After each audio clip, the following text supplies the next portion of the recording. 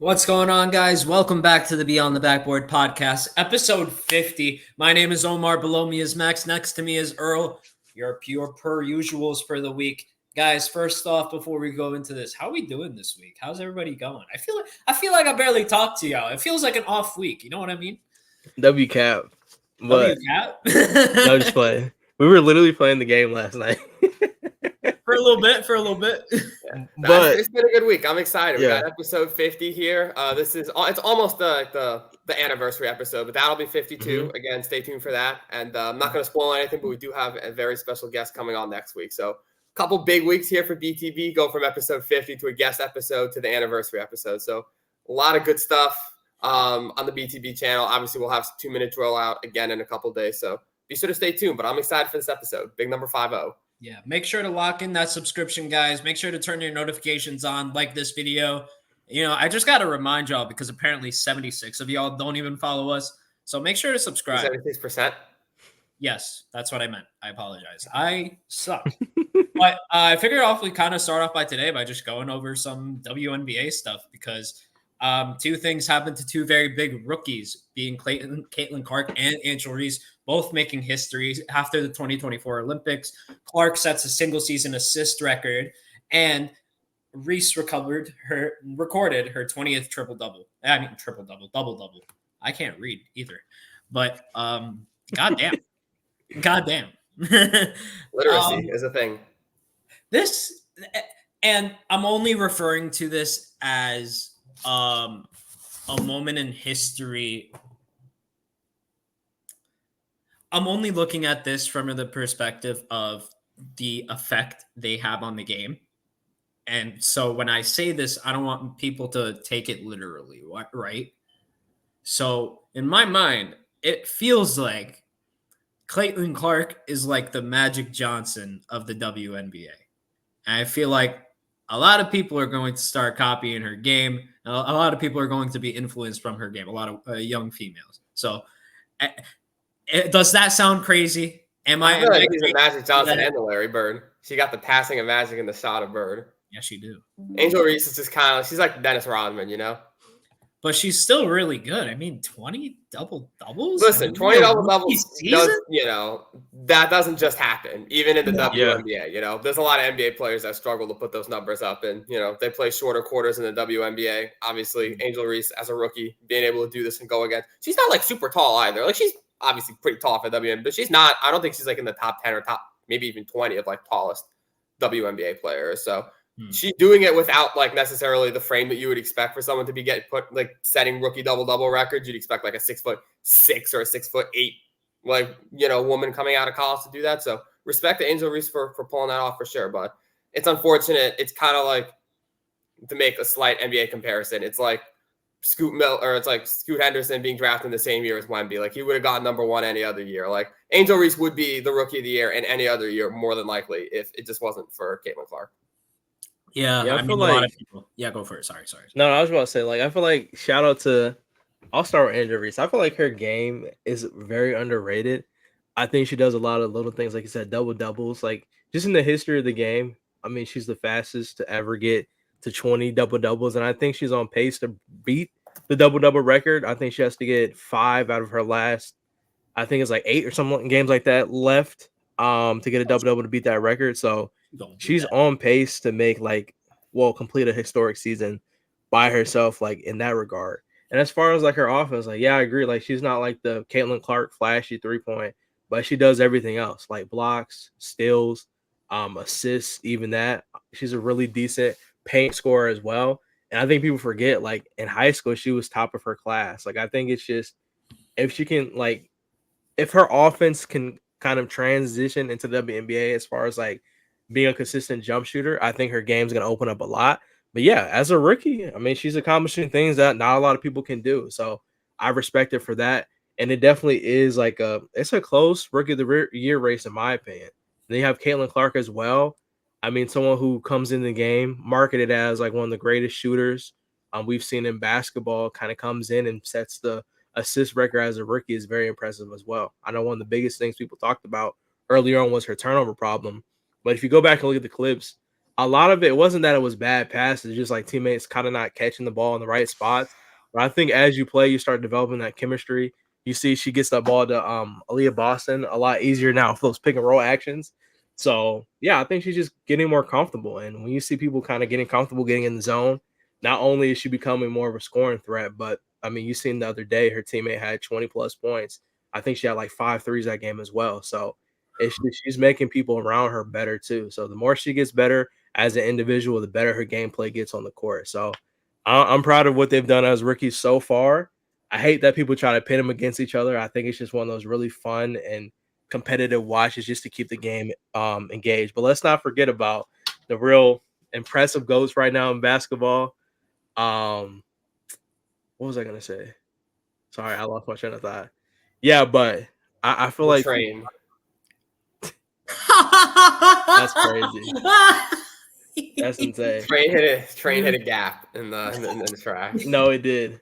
But yeah, I just feel like a lot of people try to pin them against each other, but we ball. I think they're great. Yeah, I mean, it has to go through their WNBA. Yeah, it has to come from their college rivalry, right? Like, there's I mean, it doesn't help when Angel Reese is like, you know, for the like, rest of their careers, some of the things she said, or like, you know, a little body language here or there. Like, there's definitely Caitlin Clark does the same thing too. He's into it a good bit, I think, more so than Caitlin Clark does. Guys, I don't think so, bro. Have you seen Caitlin Clark on the court getting mad and stuff like that? She does the same stuff. It's really not a difference. Hold on. She definitely does. Every game, she has some type of attitude at times as well. Like, it's not that big of a difference. From what I've seen, it's not as crazy as the rest of the WNBA. It really, bro. I promise you, that is definitely true. Against her in particular. What? I don't know what it is, but almost every time I see a clip online about some WNBA interaction, it has something to do with somebody shoving Caitlin Clark. That's what I mean. It's like for the amount of stuff that goes on against her, the scales are very much tipped. Let me not lose the conversation. I feel like I'm still like that wasn't the. I mean, I feel like that wasn't the thing. We're talking about like the way they display themselves. I feel like a decent amount of time there are Angel Reese clips. Yes, she. Actually, no, I'll take that back. I see more Caitlin Clark getting mad and stuff, having attitude on the court more than I do Angel Reese. I'm not about attitude. I'm just talking about like Angel Reese. You can pull it out. Their rivalry specifically than Caitlin does. But let me not lose the train. I don't know about that. Let me not lose the train here. What I'm trying to say is that for the rest of their careers, they're gonna have to deal with each other. And that's just like the unfortunate reality of things. And more than likely play with each other in the Olympics in 4 years. Yeah. Unless one of them decides not to, which I doubt, obviously, but I definitely see them both. And playing. I think they overall know, like, listen, this is gonna happen for the rest of our careers. We're just gonna have to live with it and stuff like that. And dude, I don't see them not having a great relationship. I'm pretty sure they have an all right one. Like, it's not. Yeah, they do. I mean, they played on the All-Star game together and everything. Yeah, it's not a bad blood. Yeah. It's just a competitive nature. Yeah. Yeah, I think, for lack of better term, I think everybody else just has to diet down and realize, like, unfortunately, in some situations, there is just no rivalry. I know you want there to be a rivalry. I know that's what I'm saying. Like, it's really interesting, but it's not. not you, Earl. I'm saying no. I'm saying I agree with that. Like, I feel like it gets blown way too much out of proportion. Like, at the end of the day, that's just basketball. If there wasn't competitive nature in basketball, a lot of people in general just wouldn't be as interested in it. Like, even if you think about NBA, like, do you think that Stephen Curry, like, remember the narrative about Stephen Curry and Bron just completely hating each other? Yeah, on the court, they were like, they're one of each other's biggest competitors in their career. Like, they have moments like where you see Curry and Bron arguing, like, you see them get in their face, yelling at each other, whatever. That's just the competitive spirit of the game. I think that's what people have to separate that from, like, actual off-court personalities and, like, knowing these people, like, in their relationship. I feel like it's really different. The only time I remember that, though, is when they were in Cleveland, and I think they were coming back. Yeah. That was the first and, like, only time where LeBron really got into Curry's face and was like, but the good times. But, like, there is, I'm sure it happened more than once, and maybe I'm just forgetting some other times. But I just remember that. No, for sure it did. But I feel like That's just real ball. I'm telling you, it just adds to it. If you have intense, it gets intense. When two of your favorite players are going at it. That's kind of rivalries are ones where it's like they are like both players really want to beat each other, but they also ultimately have the respect for each other's games. Like I don't think Bird and Magic. I mean, maybe I'm wrong. I haven't read Super Finals, but I don't think they hated each other. They just more so.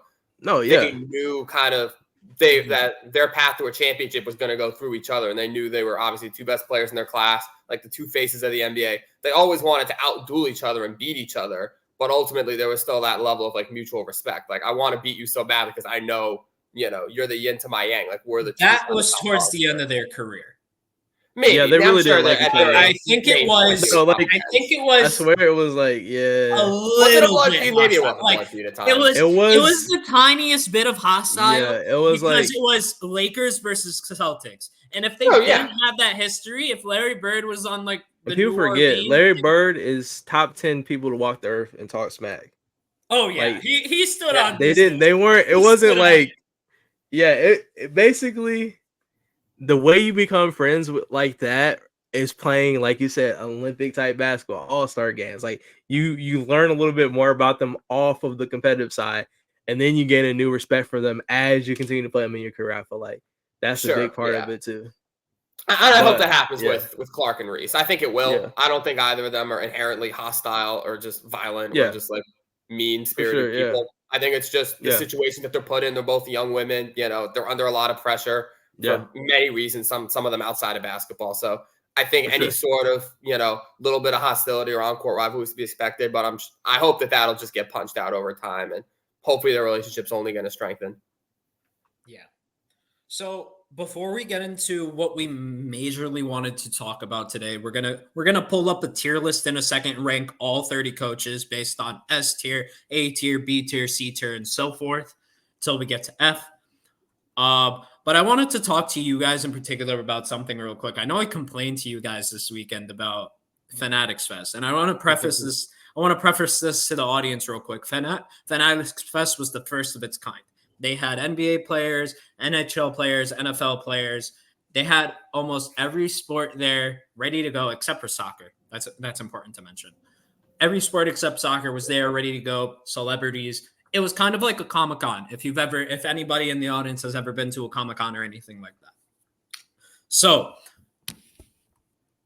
I was increasingly disappointed in this whole experience because I only went for one day. I got two signatures. I got a Jalen Brunson signature, which I ended up not getting. I'll explain that why in a second. And then then a Julius Randle jersey, and then a Julius Randle signature. So I was waiting in the Jalen Brunson line for 3 hours. I listened to this one woman. I can't remember her name at this time. I don't even think she actually told me her name. Regardless of that, she directed me and the people that I was with, and she directed us into this line and told us, "Hey, stay here. This is the main line. This is the massive line that snakes around, yada, yada, yada." We're standing in that line about an hour before Jalen Brunson actually gets there. I'm kind of late. I could have gotten there sooner, but I was tired. But fair enough.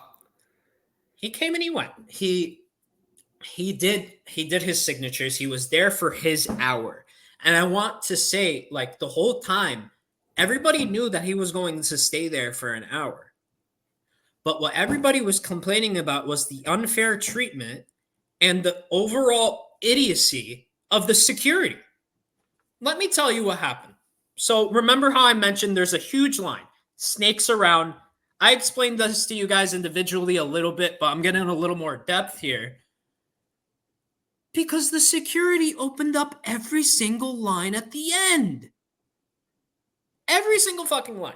Like I'm talking about 2 people from here, 2 people from here, 2 people from here, 2 people from here, and 2 people from here. 7 people. It created a whole crowd around Jalen Brunson. Like a mob. It was bad. Like Jalen Brunson, it wasn't just like one line that funneled. There was like 7 around the table. Not even, Okay, I see what you're saying. Okay. And it wasn't supposed to be like that. It was supposed to be that one singular line going straight to Jalen. And we would have gotten there if it was done correctly. The security fucked us over. They opened up 3 or 4 different lines of separate from ours. No. I'm sorry, not 4. It was actually 7 lines. I went and I counted 7 lines. They opened up 7 lines, including ours. The people that were just getting there, not even 20 minutes waiting, were getting in, getting their shit signed by Jalen, and then walking away. So basically what you're saying is there was the one line that got filled up like hours before, but then the security didn't realize that there was just one line, and they were letting people come in from any angle. And those lines were way short because they hadn't been there as long. Yes. Okay. Yeah, and then tough. Security tried to fucking gaslight us. This guy, oh my God, some big bald guy pissed me the fuck off. He was like, he goes to the guy who's with me. He was like, oh, you're starting problems? He's like, yeah. I was like, bro, I've been waiting here for 3 hours and your boy is blocking off everybody. Like, what the hell? And he was like, oh, I got you. I'm going to make sure Jalen comes back, but y'all need to calm down because it's your fault. And then he never came back. And then Jalen never came back. I knew Jalen wasn't coming back. I looked at the schedule. Jalen was never coming back. He had back-to-back panels and then went to the 40-40 club. Like, to be fair, I did text Jalen and said there was a threat. Come and get out of there. Oh my God. Yeah, that was you, Earl. Yeah, he's about 5'1". Like this. I complained about this on Twitter, and I mean, obviously, I don't got a big following on Twitter. I got one response from it saying, "I'm so sorry, man." But this one guy, 100% support. This one guy was like, "Oh, I feel bad for Knicks fans. It's Jalen Brunson's fault, and yada yada yada." And I'm like, "Bro, if you knew anything, it's not Jalen's fault. It's the fucking security guard. Everybody in line knew that he was only going to be there for an hour because he had to go to a panel. There's no way. Like, you have to go to a panel. You don't get out of that." Yeah.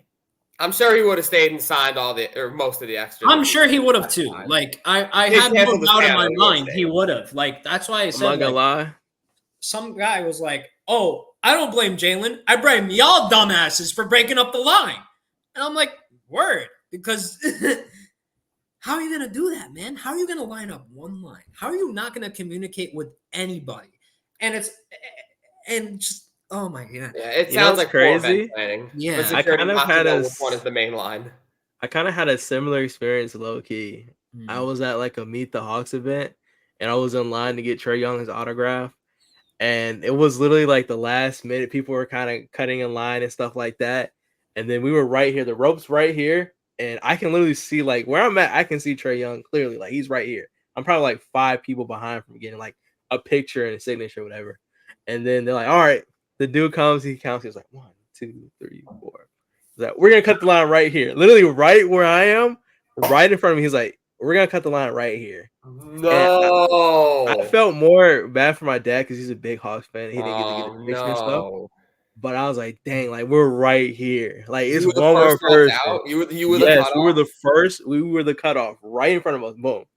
We were the cutoff. So it's just like, dang, like we waited in line for about like an hour plus. Obviously not as long as Omar, but it sucked because it's like you're right there. You get to see it's like, dang, like you were this close to getting that picture and whatever. That. And it's just like, but it was still a cool experience. But I feel you on that. But I feel like in those situations, when it gets a little bit out of control, I think obviously priority 1 is to get Jalen Brunson out of there, even if he has to leave early. Like 100%. It's up to security. My question: did he leave early, or did he just leave after his hour?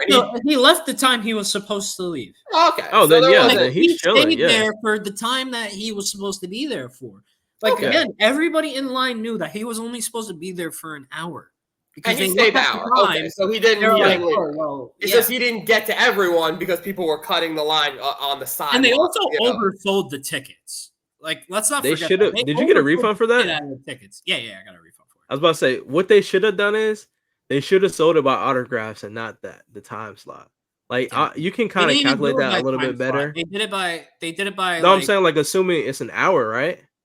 Yeah. Like they should have like sold it by You know what I mean? Like have just a How certain many amount. Like people are allowed to? yeah, have? like hey, Jalen Brunson, you're gonna sign. We're only gonna do like You only did like 400 or 500 signatures, like Not even. max at this. I'm just saying, like just in general, just throwing a number out there, rather than like, you know what I mean? Like if you're selling tickets for autographs, is what I mean. Yeah, 100%. I had In to my wait opinion. big ass line afterwards and shit. Like I wasn't leaving without like a refund because if I just For sure, yeah. I just went and I emailed them, they weren't gonna get back. How much to was it too, by the way? I got like 150 or something for a seat. It was like I got like 140 something back. It was pretty expensive. And how much was the autograph in general? Like 100 and change, like 140, whatever I got back. Yeah, it was. Right, you got back. I do gotta say. Yeah, that's good. The Penny Hardaway line was much better because the girl that I told you guys before, she felt bad for me. And then she gave me, I went and I bought a jersey for Penny Hardaway because she told me, like, if you get something for this guy, I'll give you a free ticket. So I just went and I did that. Sweet. And then there was virtually no problem. W line lady. Yeah. Life gives you lemon. If you ever see this podcast, you probably won't, but shout out to you. You will go for that. Like, thank you. You might have secured us a Penny Hardaway interview in the future. Go work. I mean, because like, okay, there's another thing. I'm gonna bring it up, Max. But you say that like I know what you're about to say. I told Penny, I was like, hey man, like I watch your highlights because I mean, obviously I wasn't old enough to like watch you back in the day, but like I still like appreciated your game and everything. Okay. He shook me in the hand, he looked at me in the eye, he was like, thank you, man. It's all love. Like, thank you so much. Yeah. I go to Julius Randle. Oh yeah. Did he even say anything? The Randle line wasn't. Don't even blame him because the Randle line was huge. Right? They didn't do 7 lines for Randle. No, they did it much better. Okay, so the Randle security was on. There was on their game. Probably also a shorter line because nobody cares, but you know. No. I'm sorry. Because I'm remembering it. It's so funny. Because dude, you gotta put it in perspective. This guy's gotta sign a lot of shit. Like he's there. He's probably gonna stay because he feels bad for the fans as well. For who are waiting there. And Jalen and Josh left. Dante left for 20 minutes and came back and signed the rest because he felt bad for the fans. Mm-hmm. So, but what about Randle? Randle. So I'm up there. I'm one of the first ones to go. I'm in the premium line because I have a jersey. I go up to him. I give the person my ticket and my jersey. The big glaze line. Yeah, right. But he doesn't even look at me. Like he doesn't even glance up for a second to look at me. I was like, "Thank you so much, man. I appreciate you." And he was like, "Yup." And then it just went and signed the other thing, and he was like, "Yup." I was like, "Well, damn. That's demoralizing." My power forward right there. Yeah. My all-star. Honestly, that's what I feel like too. I'll cut Julius some slack. I'll say this too. I don't want to be there. I'll say this too. That's why, bro, I'm not signing up for anything that I don't want to be a part of. Like, because I don't want to. Because you got to think about it too. Like, I know I'll speak from both perspectives. No, I agree with you. I feel like I speak from both perspectives. Like, yeah, it's cool. Like, yeah, you got your signature. I'm glad you got it. Like, you got to see it in person, stuff like that too. But then it's like some people will probably just never be in that type of situation again to be near their one. I know I'm never going back. So it's just like the same guy. I'm not going back. Not saying you have to be happy every time, like, oh, hey, how 100 energy, but you know, I mean, at least look up a little. Yeah, you know, like look at me and say, acknowledge that I was there, not just like, you know what I mean, like. Not that you got to remember me or anything like that, but like, yeah, I'm not expecting. But I do understand both perspectives too. At the same time, like, it's like, dang, I'm signing like 200 plus things. Like, maybe I'm just trying to get done as fast as possible. It might be a contract obligation. Not gonna lie. So it's just like, I don't know. But yeah. As much as I'm not a Randle supporter on the court, I think everything else though, I gotta say, it was pretty cool. Like, they did a lot of things there. There is a little Brooklyn Nets court, and if you made like two out of 3 shots, you get like a cup or a tote bag, and I won that because it was like for some reason they had the free throw line like a fucking layup, and then they had the 3-point line like a free throw. Oh, so I so you got Nets merch? You got to burn that. You got to burn that Nets merch. Everybody's bricking these shots. When I see it, there's only one person that makes 2 out of 3. So I'm like, okay, there might be some trick, like maybe the ball is bigger. The ball's a little bit deflated, but it's nothing crazy. And I go up and I drain like 3 shots. Like it was like work. It was easy. Where's the footage? Wilt Chamberlain? I didn't have Show us the Nets merch. Show us the Nets. Where's the tote bag? I'll show you. He got While he's gone, low key. All right, chat. If Austin Reeves or my boys ever ended up at one, I'll pull up. I would. The Brooklyn. Oh, that's perfect. That's perfect campfire fodder, bro. That'll burn so easily. Yeah. I'll probably now Omar loves it. Did you see how he smiled when he picked that up? He loves the Nets. That's crazy. Yeah. You know what I would have honestly, what I would have done if I was there? Brooklyn Nets fan. If I was there, I would have drained the 3 shots when the guy goes to hand me the Nets merch. I'd say, "Nah, I'm good," and just walk. No, thank you. I'm a Knicks fan. There's actually an even bigger court. Like if you guys saw like any highlights or anything from it, you could see like there's like an even larger court that is just generally like NBA. And I didn't have to be there obviously because it was a really big line, but I saw it on the way in. I was like, wow, this is cool. Yeah. I also met Los Polos. You guys know who that is? Yeah, that's that. You I'm got a bunch of celebs. I got a picture, bro. Pictures and stuff. I should have. I'm kidding. Omar, you want to know how the interaction went? His camera guy is right behind them. I look behind me because I'm looking. Maybe you're in a vlog, bro. I look behind me because I'm looking for the signatures, and I see him. It's a bearded guy. I think at first, oh, is that like that Lacey guy? And then I look. That's crazy. And then I see the beard. I'm like, oh my God, it's Los Polos. I was like, holy shit, Los Polos. What's up, man? I dabbed him up like that. He was like, what's good, man? How are you doing, man? He was cool as hell. And I was looking for the signatures, so I forgot to take a photo with him. So I was like, hey, man, it was really nice to meet you. I'm looking for the signatures. And he was like, oh, good luck. Yeah. Average W interaction. I feel like it is kind of cool, though, because I was watching clips like, it was just a lot of people there, like from all types of different streaming communities, y'all know Steve, athletes. Right? I mean, rappers. Y'all of course, Steve, right? Yeah. Oh my God. So he passed by the signatures for a second, like a second. Oh my God, the amount of kids that were following him. Yeah, I did see the clips, bro. Had a whole crowd around him. He had a horde of kids behind him. It's insane. And I saw his hair, kinda. Because he has like, I mean, he just hit 27 million on YouTube too. I seen the other day, which is insane. Yeah. Hey, let us borrow 100K. For real. Send us over 0.001%. We'll take it. Well done. Yeah, I'll be following. Overall, the only thing I really have to complain about Fanatics Fest was like the lines at the signatures. Yeah. And stuff. But honestly, everything else was like super cool. It is a really cool experience. I do think you guys should experience it once. But I'm telling you guys right now. I told Max if Michael Lakers Rubin go, I'll go. Shit, I'm not going back. Oh no. Hey, respectfully, if I see Michael Rubin, I'm going the other way. Yeah, me too. Okay. Me too. Fair enough. So okay, real quick. Somebody, I'm gonna make this really, really, really quick because 1 million subs. Somebody disconnected from them, but security at the same time said that it was basically all of his fucking fault. He was trying to save as much money as he fucking can, and there were only 50 employees on the day. Friday. 50 for an event that big is insane. It should be at least that's wild. There should be 50 people at the freaking autograph line. What are y'all doing? What was security light too, bro? What? 50? You got people. Not saying that. I'm talking to the head, and he's like, I don't even know how it happened. Like, I walked in earlier today, like 2:00, thinking it was going to be a little bit easier. But then they called me, rushed me over, and was like, this Jalen Brunson line is bad. Like, they fucked it. And he basically blamed Michael Rubin for the entire thing. And he said he came in. Is he the one who made it? Yeah.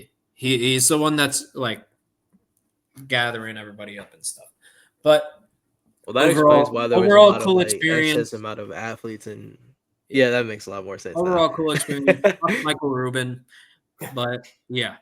Anyway, I think this is a good segue into our top 30 coaches in the league. Top 30. There's only 30. Yeah, there's only 30. Complete NBA head coach tier list. Let's pull it up. Let's see what we're rocking with. So we've got every NBA head coach for this upcoming season.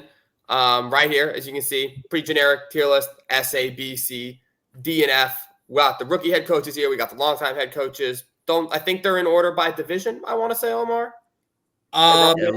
Yes, they are in order by division. Not sure how. Do you think you can like zoom in a little more on your screen, like your browser? Yeah, kind of like that. Yeah, let's just here we got like. Let's just go left to right then. Yeah, we'll go left to right. We'll go like top row. Just go through it. Unfortunately, just so we can fit everything on screen, we're not going to be able to see these photos well. But don't worry, all right. I'll see it well, so I will be able to tell you which coach is which. Yeah. Which one is so who got on the left? What was that? You want to go left? You guys want to go left to right, Michael? Top row left. Start top row left. And then we'll just go down the line. We're going with our first option is Michael Malone. Where are we putting him? Wait, Mike Malone's got. Michael Malone's got to be. I think Mike Malone's got. Yeah, I'll put him A. I'll put him A or B. I'll give him A for a championship. He's a champion. He is the defending. He just won a title in the last 2 years. I'll agree with that. He did bring the Nuggets their first time. Well, okay, no Lakers bias. He outcoached y'all in 2 series. I would put him at. I agree with Omar. I think it'll be B.A. Oh, come on. If Mike Malone's better than Mike either way. That's what I said. I said B or A. He can chill in A. That's cool. Let's put him in A for now, and maybe he'll wind up being like a low A. He'll be like bottom of A. Yeah, like see what happens. Yeah. All right. Next up. Yeah, but I feel like we have to give him that respect at least because he is indeed a champion. He's a champion of the last 2 years. So not like Doc Rivers where he's living off his 2008 ring. So, all right, who's next? We got Chris Finch of the Minnesota Timberwolves. Ooh. I'm ready to go A or S or A. S is rushing it. I'll go A. I think him and Malone are pretty. I put them similar stature. I think I'll go A. After the year Minnesota had, I think A is deserved. I think he's a good coach, personally. What he was able to do what is kind of insane. So bringing them, and then it all comes with the emergence of Ant as well. For sure, but he's definitely helped them grow. I think when we think about new coaches with really good schemes, I think about Finch a lot. Like the way he's able to kind of run that 2 big lineup and have size. True. He's made that work. He's made Cat and Gobert work. That deserves an A by itself. And he's optimizing old Mike Conley as their starting point guard. I mean, come on, like he's doing a good job. So we got OKC coaches. OKC. Coach. I thought we're going. Why not just keep going like top left? Because it's. Is that okay? Okay, yeah, because it keeps moving. That's why. Sorry. All right. Okay. No, I mean like left of like other side of the screen, like the guy in the right under F tier. Yeah, that's what I thought we were doing in the first one. So we kind of started. We started on the right, which that's the wrong. Not cool, guys. I misunderstood. Good. That's Greg Popovich.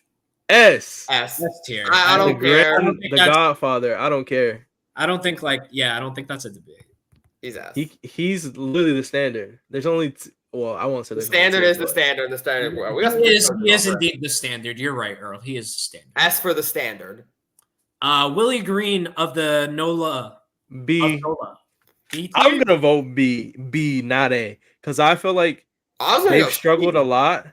He's still a pretty young coach. He hasn't accomplished too much. I do like Willie Green, but he doesn't have the accolades of anyone. I feel like for me, the biggest thing with him is he has a good scheme, but it involves Zion, and it's about Zion being healthy for the duration of the whole season plus playoffs. But when Zion does play, that team looks good. So I would have to say B for me personally, but I wouldn't mind going C if you guys both vote C. I mean, B is for I feel like there's a tier between him and Chris Finch. Like they're not a tier apart. You know what I mean?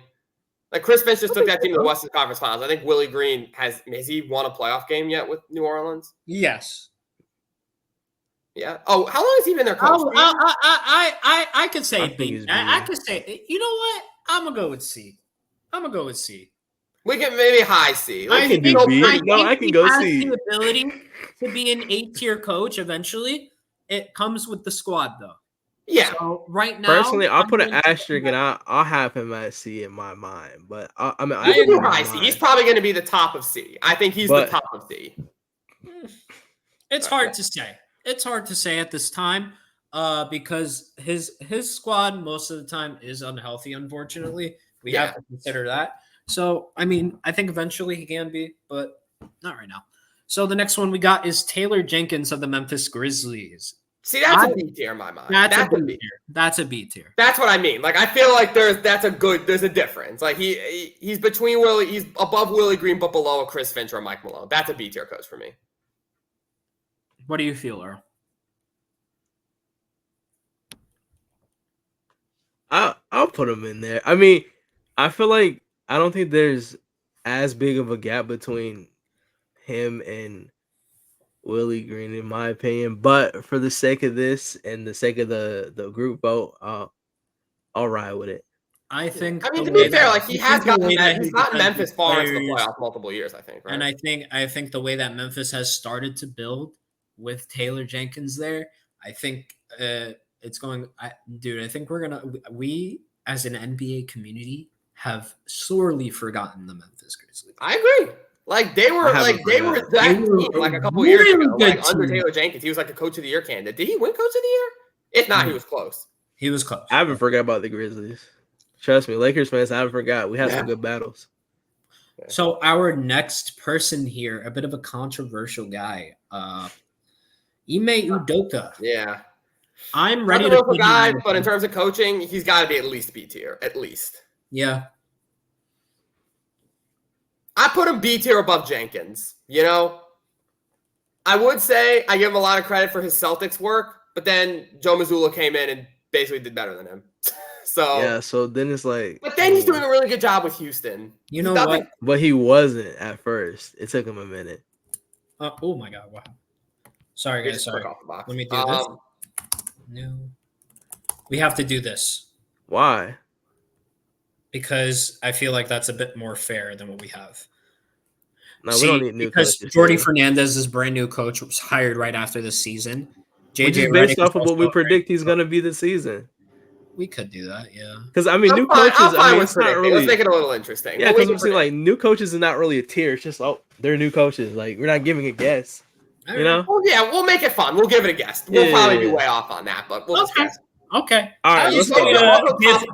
I was ready to give JJ Redick a pass and Jordy Fernandez a pass. Yeah, we'll rank them. For Udoka, I'll go. Oh, sorry if you guys can hear something in my background. I'll go top of B. That's my vote for Udoka, above Jenkins. I'll just put him. B is cool. I mean, he's all right. Okay. Yeah. Next person, I'm gonna go ahead and say C. I ain't even gotta say Who is it? Who is it, Earl? It's gonna sound crazy because they were just there, but I mean, J-Kid? Yes. Really? J-Kid is not a C. No way. J-Kid is an A tier.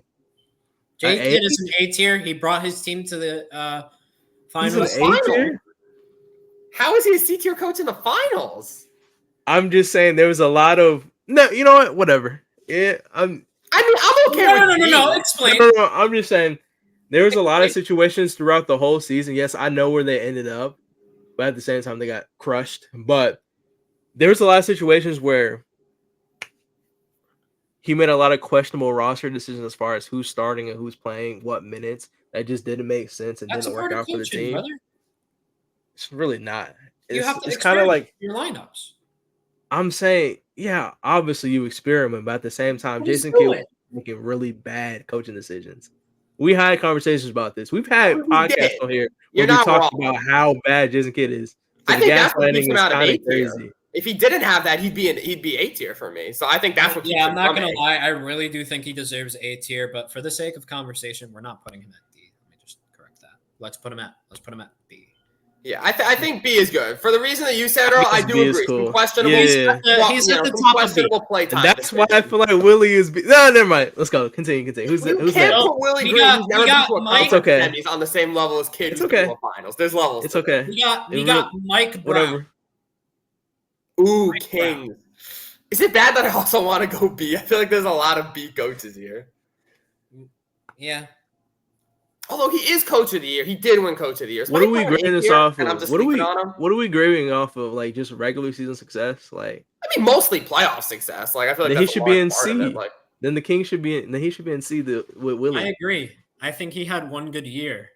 But he won coach of the year that year and got Sacramento to the 3 seed. And what did they do in the playoffs? To 7. They didn't do much in the playoffs either. They pushed Golden bounced State to home. 7. They bounced home though. They went home. So did Willie Green, but apparently we give him credit for that. Okay, no, that's why he should be in Willie Green, right? Right? Mike Brown is crazy, but I'm is he on the same tier as Jason Kidd, Jenkins, and Imodoka? Like, is he on that same tier? Yes. No. Okay. All right, put him B then. Move him up then. Go ahead. No, you know what? Listen, you guys have caved to me. I'll cave to you guys. No. I'm just saying. Based off of what we've been grading these dudes off of, we have to have some type of line where it's like, okay, we're gonna put them below here, or every single coach is gonna be in B tier. Well, I feel like a lot of these coaches that we've been going through are accomplished coaches. Like they have resumes. Council has decided. All right, put them in B. Go ahead. No. Let's do B. Let's go. The way that I'm doing this. Let's do B. I vote B. Hold on. You said B. I vote B. Let's get it. I don't agree. Well, it's 2-1. I'm okay. You guys have bailed to me a few times. I'm okay. Right. As long as he's ahead of Willie Green. Let's go to the next one. Mike Budenholzer.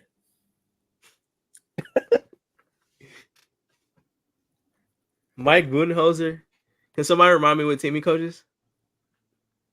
Well, no, we can't put him deep. What team does he coach again? Yeah. Phoenix. Now. Yeah. He's not unsigned. Who was his coach last year? He didn't coach last year. Yeah, he's got to be. But now he's on Phoenix. Yeah, go ahead and throw him in D. At least a C. At least. Ahead of Willie Green. He's an NBA champion. Come on. Okay, then Doc Rivers has to be a B then when we get there. Doc Rivers NBA championship was 2008. Why did the Milwaukee Bucks fire him? Exactly. That's what I'm saying. Milwaukee Bucks is the C-tier coach right now. Okay, look. Let's go. Who's next? Steve Kerr. I'm putting him in the middle of B. Fine. S. Steve Kerr. I'll put him at S. Steve Kerr S. Next. I would personally put him at A, but that's insane. S. Is it insane? 3 or 4 championships. 4. Is it insane? What you guys say is crazy, but if we go back and talk about go over all the conversations we had about some of these coaches, it's crazy how some of these opinions have changed so much. Where it's just like, oh, on regular S tier, but it's all good. I mean, listen, I think it's fair. Has Steve Kerr been at the very peak of his game recently? No, of course not. But, he's also been given a much worse roster. When I'm looking at a coach, more so than a player, you look at their entire body of work and their resume of what they've been able to do with their time in the NBA. It's less so what have you done for me lately and what more so your resume. Because you don't lose skills as a coach, really. It's more so sometimes you get good opportunities to show your skills, sometimes you don't. And Earl, Steve Mike Malone should be in championships Earl, so by that, Mike Malone should be Esther then, right? No, Earl. Let me ask you something. By that logic, let me ask what's you up. So, when the Miami Heat went through a little bit of a struggle for a couple of years, when they weren't really high in the playoffs, and they weren't really doing much. He's spitting. Did they fire Eric Spoelstra? Why would they fire Eric Spoelstra though? Because there were. I'm sure. No, that's the point. Hold on, Max. Hold on. But I'm basing this tier off. No. But let me recook you. Let me put you back on the recook because I'm basing these rankings off of what you guys have said about Steve Kerr throughout the podcast this year. But that's what I'm ranking this off. There's a reason why they haven't fired him. He is a multi. It's not about firing. I'm saying if this is our tier list, I'm basing off of what we've been talking about. As far as how y'all view some of these coaches. I now we got the tier list out. Job with USA. Bro, all I'm saying is okay. Let it. It's okay. Let's go to the next person. Hasn't been fired, and I don't think he's going to be fired. Exactly. Because S tier in my mind is for multi-time champion coaches. If Eric Spoelstra can hold the job and have 2 rings under his resume, why can't Steve? Oh, I'm sorry, 3. Why can't Steve Kerr? No, Spoelstra has 2. S with 4. Spoelstra has 2. right? I apologize. Yes, I was two or Actually, I no. was Was he between 2 or 3. Did He coach? Did he coach when D Wade was with Shaq? I don't think he did. Okay, 2 or 3, regardless. 2. It's 2. It's definitely 2. I don't think he was. Okay, Earl. You're the one who wanted to put Steve Kerr not an S tier. Hey man, I'm just listening. Let's go to the next person. Will Hardy. Let's go to the next person. Will Hardy. Who's at the Jazz? Yeah. Okay, see, now we're at an example of a D tier head coach. There we go. Now we can hit a D tier head coach. Never mind. Yeah, D's cool. Thank you. Yeah, D is cool. Was it Sam Cassell? I think eventually he'll be higher on the list. I think he needs time. He's a relatively younger coach. Yeah. Again, like NBA players, coaches need time to develop. That's that. Yeah, so that's what I mean. We just started off with all established head coaches with playoff resumes. It's like there's the lower tiers are for the guys who just haven't done it yet. Like, yeah, and there's also a lot of guys to go. Let's not forget. What is it, Sam Cassell? Or no, Chauncey Billups? Chauncey Billups, you are correct. That's effort D. That's effort D. I'm gonna call your bluff and call him a C tier coach.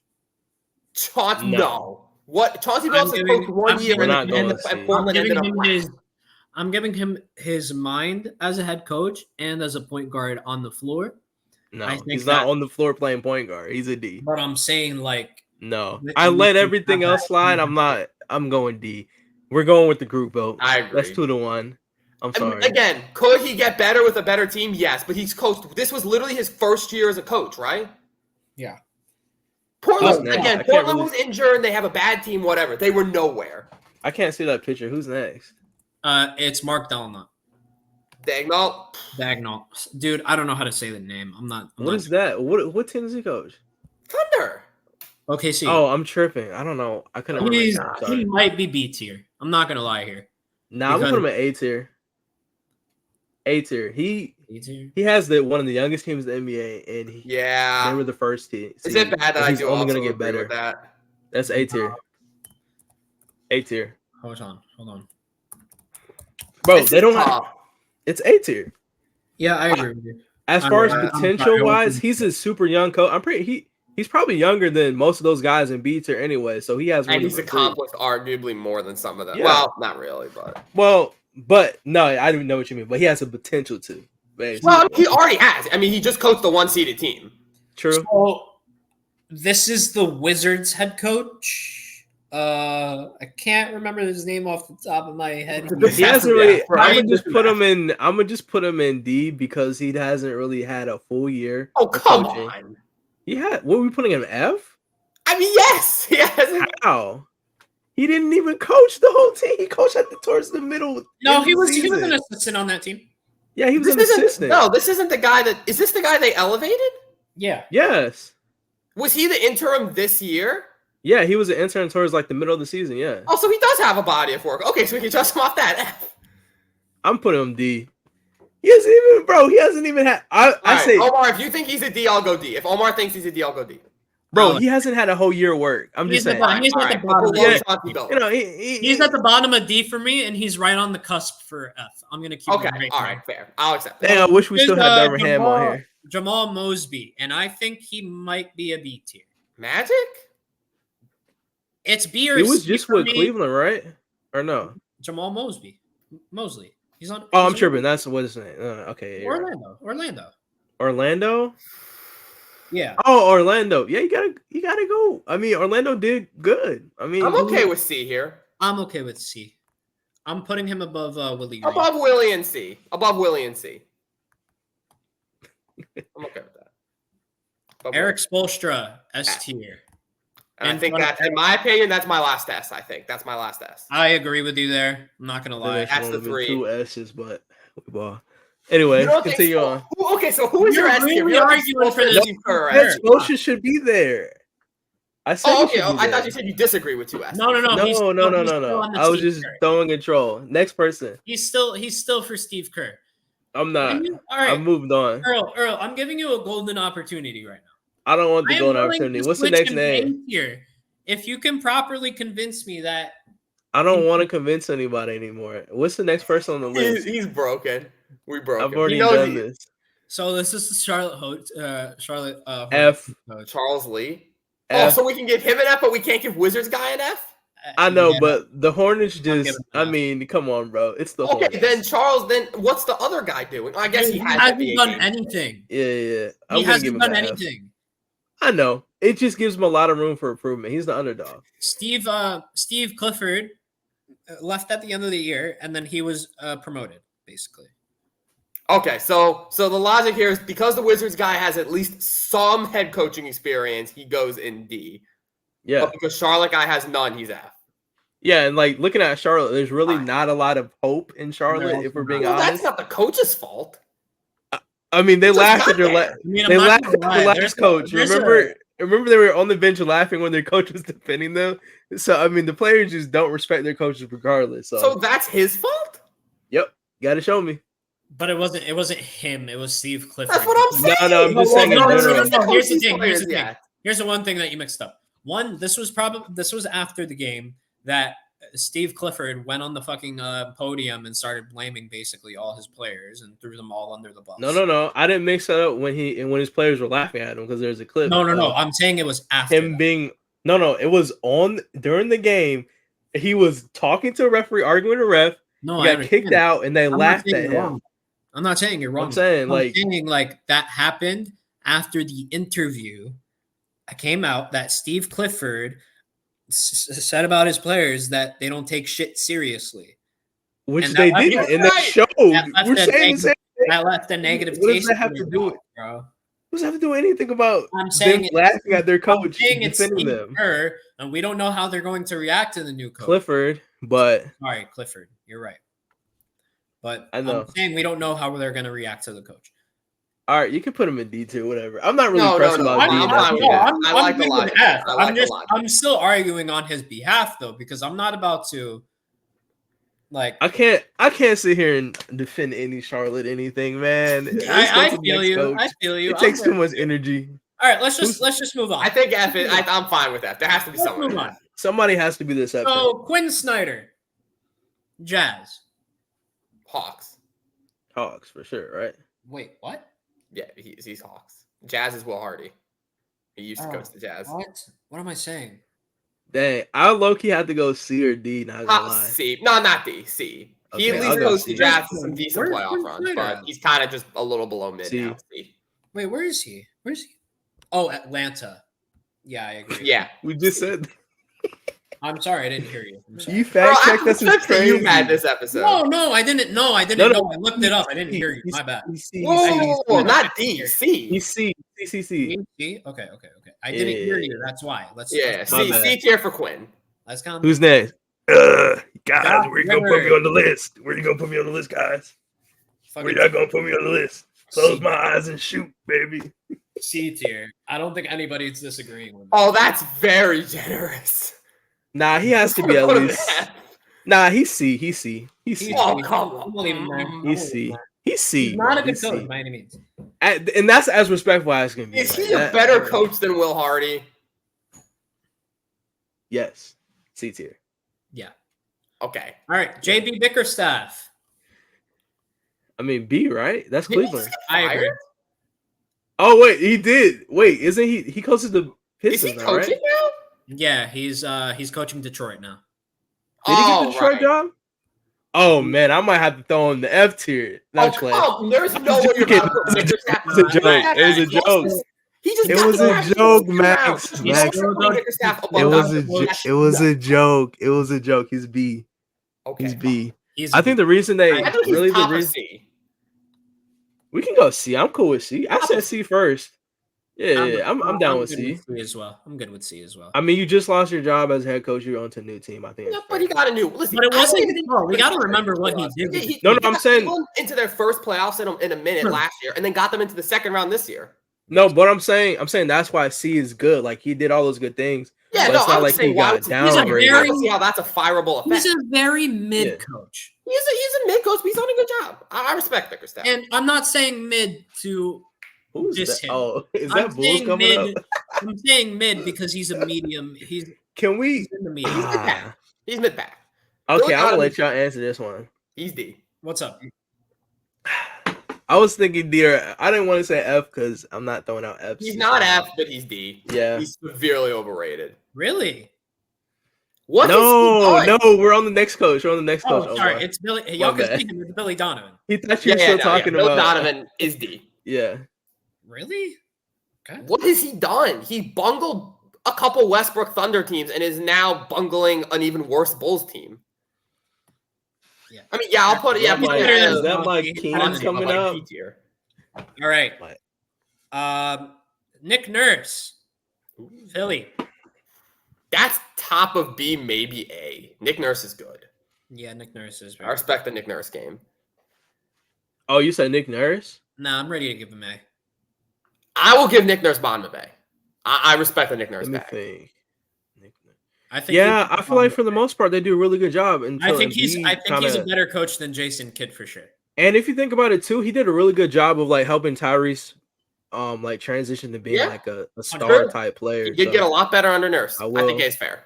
I will say that's a good. All right, that's a good it's spot. our guy Tom Thibodeau. A. I mean, I give him A. I like A. I'll give him A as well. I think he's. He outcoached Nick Nurse in the playoffs, so he has to be above Nick Nurse. I'm ready to say he's better than Mike. Not. Mike Malone has the championship, so I'll give him not Mike Malone. Mike Dahlnut. I keep forgetting how to say that. Dagnall. Let's put him between Dagnall and Finch. Okay, that's fair. I like that. That's still sixth best out of who we ranked so far. I agree with that 100%. I don't. I mean, it's fine margins within those tiers, but yeah. All right, JJ. I just know that he's better than Chris Finch by a little bit, and I know he's better than Jason Kidd. Yeah. All right. JJ Redick. JJ. Earl, what's your thoughts? We'll hear from you first. So I just want to point out, unbiased. He has no experience at all. So I think I would probably have to put him in F. I'm gonna put him in D, just because I feel like the Lakers situation is better than the what team at the bottom. Okay, but he has to be bottom of D then, because the other guys at least bottom of D. Yeah, bottom of D. I'll say. Oops, and that's just me being unbiased. Like he has there's no history of saying why he should be above any of these other guys. Right. Okay. W unbiased fob. Who is this? All right. That's Jordy Fernandez. He didn't coach the team at all. Actually, he did. He did. Right now? He's better than Brian Keefe. But what team is he coaching right now? Brooklyn. F. Oh. Does he have Drop any? that down, buddy. Brooklyn has no hope. Yeah, F. If we're putting Charlotte F, he also has to go F. Coaches that will be fired probably within 2 years unless they're amazing. Who is that? Missoula. W speed run. Missoula's A, isn't he? He has to be. We can't put him below A. 100%. If we're thinking about like everybody pretty much on this list who has a championship I mean he is the defending champion coach, so I'll put him in. Tyronn Lue. Ooh. I'm ready to put Tyronn Lue at the bottom of B. That's B. Oh, not that's top B. That's a top B. That's like that's right behind Jenkins, I think. He's a champion. Yeah, I put him ahead of Jason Kidd. I put him top of B. I like Tyronn Lue. Okay. I think he won a championship. Yeah. He's always coached. He never coaches a bad team. You never see Tyronn Lue coach a bad team. Yeah. Raptors. It's Darko. He had a decent season last year.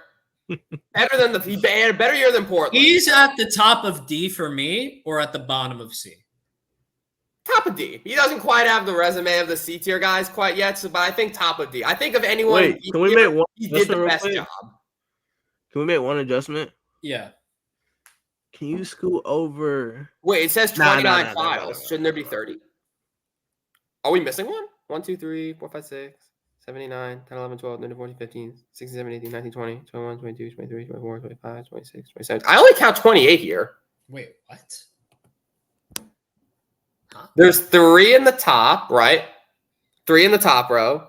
San Antonio, Miami, Golden State, Boston, Denver, Oklahoma City, New York, Minnesota, Philadelphia, Cleveland, Dallas. Hey, there's only 28 here. There's only 28 names. Who am I missing?